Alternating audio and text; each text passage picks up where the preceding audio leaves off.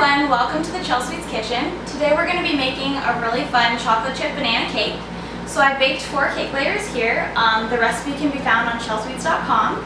We're going to be frosting it with vanilla buttercream, but I've left one just a plain white, and I've colored the other a pale yellow. And I'm planning on striping them and then smoothing it.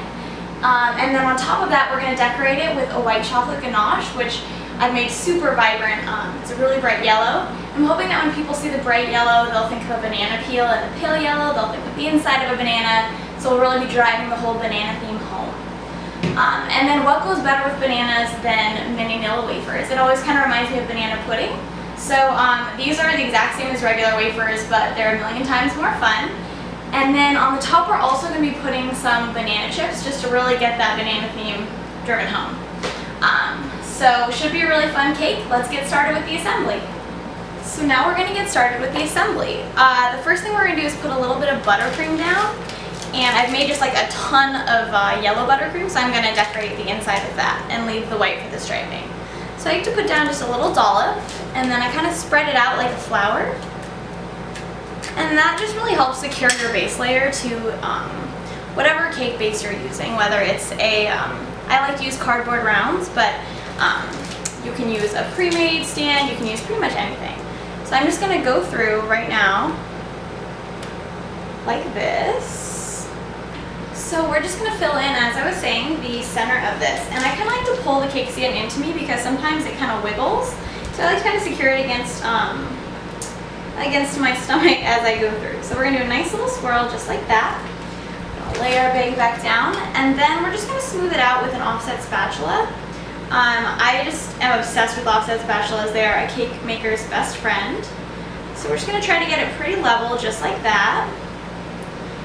And then also just for fun, because it is a chocolate chip banana cake, I'm going to sprinkle some mini chocolate chips into it. It gives it a little bit more texture between each layer, and it's a nice little surprise every time someone takes a bite of the cake. So once we get those on, we will go for the next layer. So we're just going to layer this on, keep going. I'm going to grab some more of that massive bag of yellow buttercream. We're just going to go around one more time.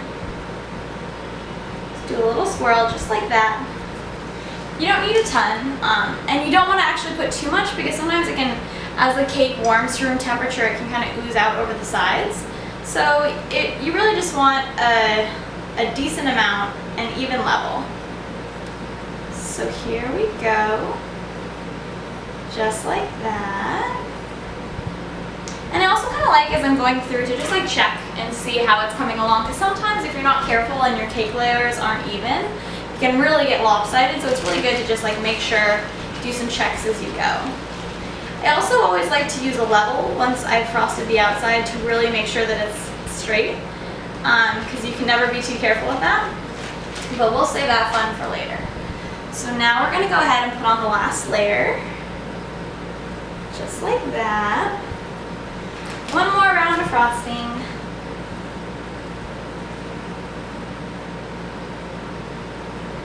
It's already getting a lot of height, look at that. We still have one more layer to go. So we'll smooth that out. In my opinion, even though I really like decorating, I think that building the cake is actually the most fun because it goes up so quickly, and you really see the cake coming to life before your eyes. So, and who doesn't like spinning the cake around like this? Alright, so one more splash of chocolate chips, and then we're ready for our top layer. Perfect.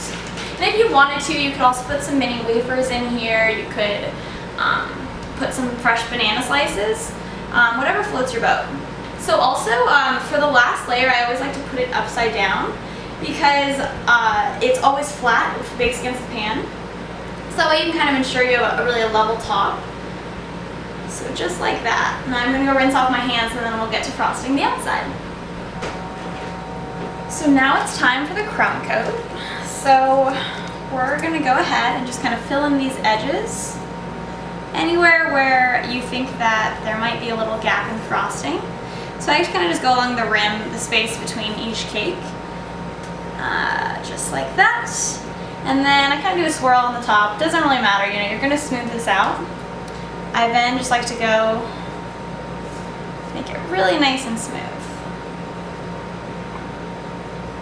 So this part takes a little bit of time and a little bit of patience, and even once you're done, you want to let it chill in the fridge for 10 or 15 minutes, and that really helps trap in any potential crumbs and enables you, I guess is a better term, to create a perfectly smooth cake, because what baker isn't after that perfectly smooth buttercream exterior?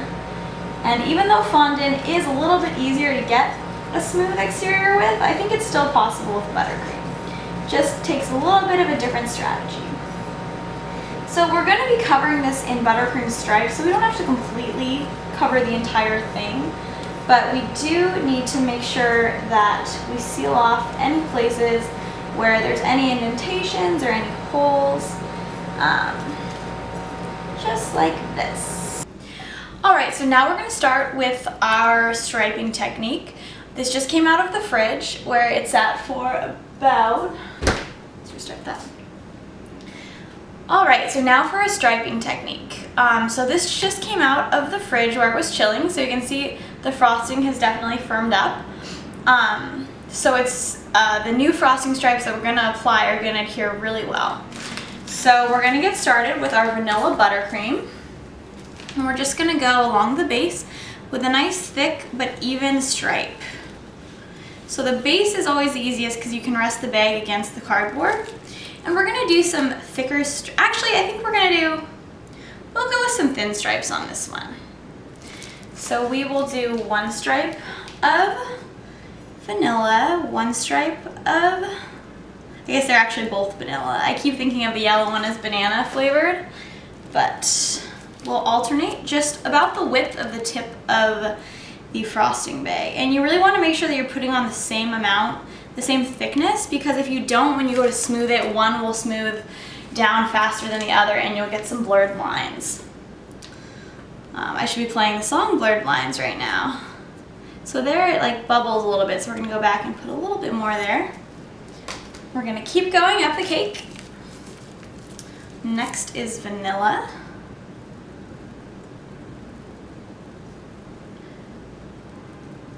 Perfect. One more stripe of yellow, and then I think we probably just have one more stripe of the white and we are ready to go. Perfect. And that one last stripe.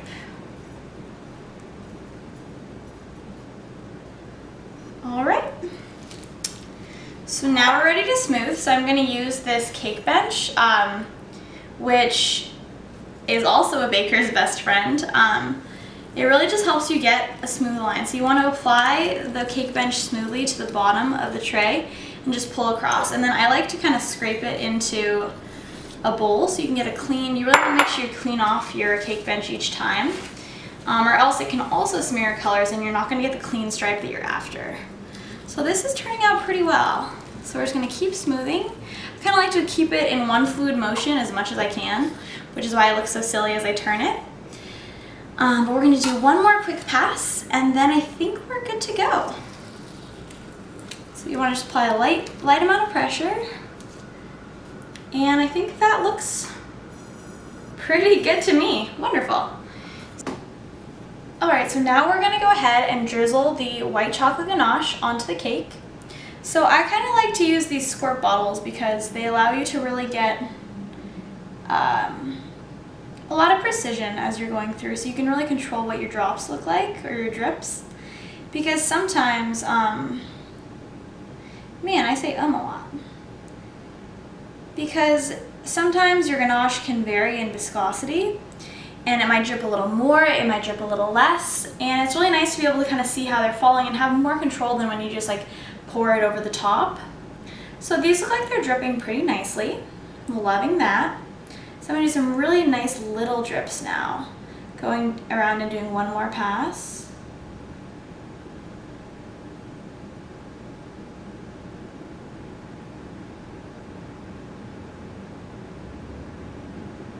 And to control the viscosity of your white chocolate ganache, It really all comes down to the ratio of heavy cream and white chocolate that you use. And I usually do about equal parts, but it can vary depending on what kind of white chocolate you're using as well. So you just always have to kind of test it, see how it goes. You can always thicken it a little bit, but it's always just good to kind of see where you're at and see if you think it needs to be adjusted. So that looks pretty good.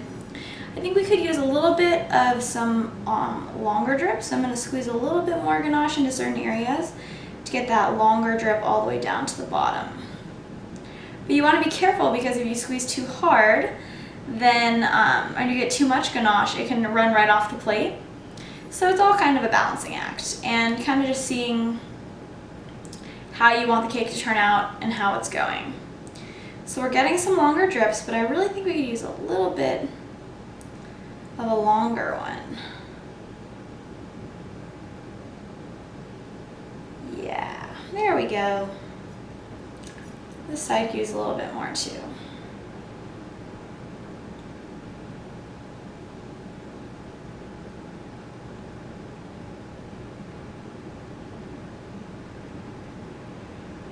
Sometimes I like to kind of help it along if it gets a little bit stuck. Okay, so those are coming along very nicely. I'm gonna make one more big drip here, and then I think we're probably good to go. Do one more drip here. As I said before, I'm a little bit of a perfectionist, so I'm very particular about how my drops fall. But I really like how this is looking. So I'm gonna fill in the top now, just going around making a nice yellow ring. So that way when we put all of our toppings on, we don't have to go to the very edge. The ganache can kind of recover the edge nicely.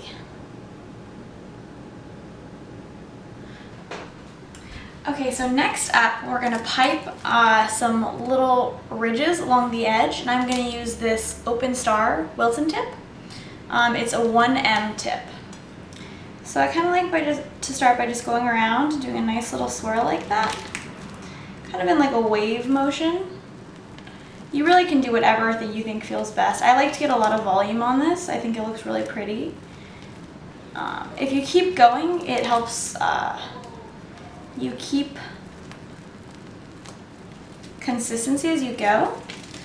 And always feel free though to take a break, squeeze down your frosting, because that's what helps you get those really nice, beautiful swirls. So it looks like I'm running a little bit low on frosting, but luckily I have additional frosting I can squeeze into here. So, crisis averted.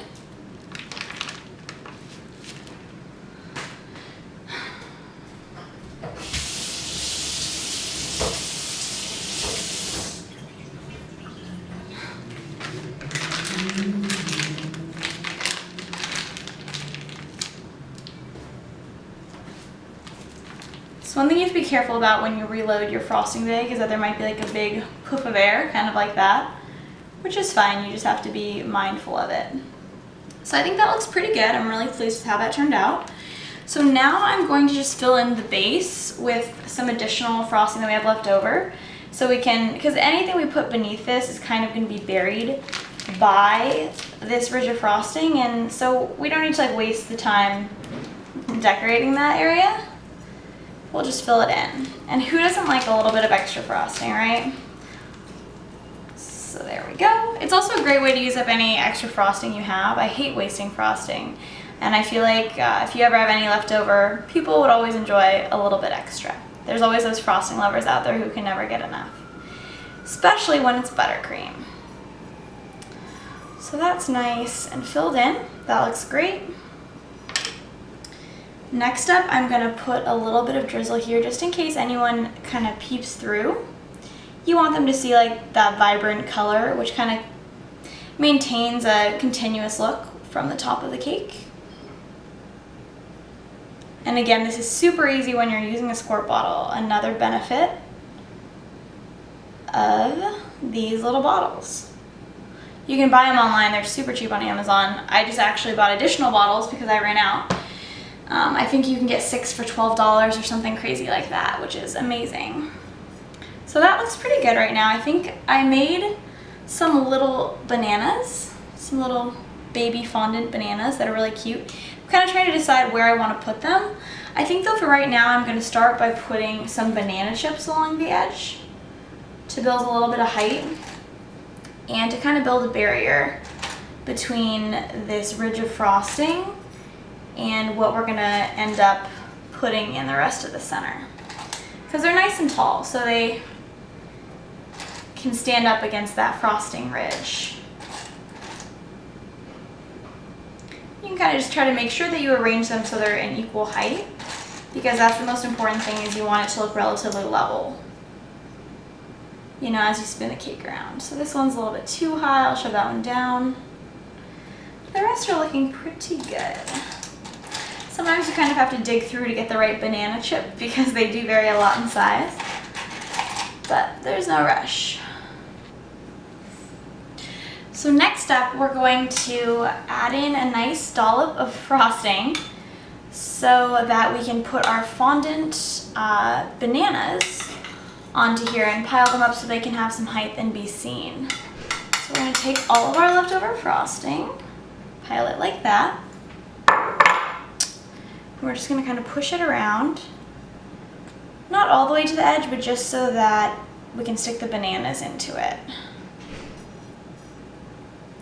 So that looks pretty good. We're going to pull up then so it kind of turns into a little cone. Or like, I don't really know what shape this would be, but just so that it goes a little bit higher. That's good. And then we're just going to kind of haphazardly place our little bananas. You know, because these are playful. They're fun. We want to just really get the point across, like, this is a banana cake. And I think that these do a pretty good job of it. So I'm kind of liking and having fun with placing some upside down, placing some right side up.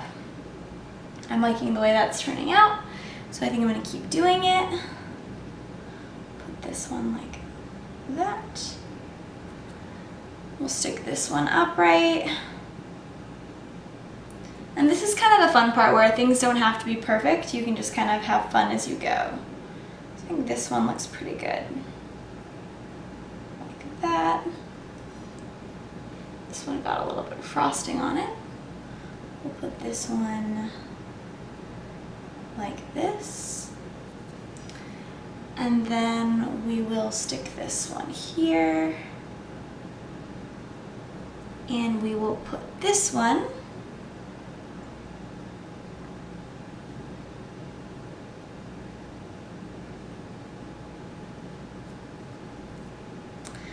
like this.